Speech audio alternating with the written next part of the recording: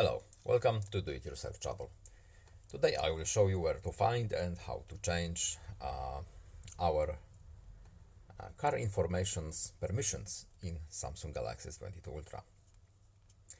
Our phone can store data of our car if we have devices attached to the car and to the phone, of course. So how to change it? Settings. Now we're looking for security and privacy options right here.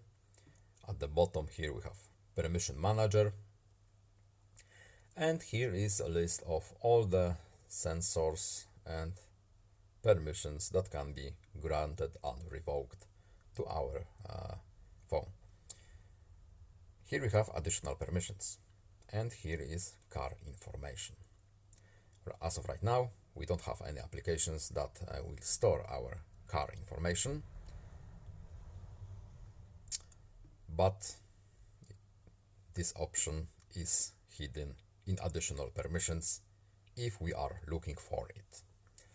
And that's it. I hope this video was helpful to you. Please leave a like and subscribe. Have a nice day and see you in the next video. Goodbye.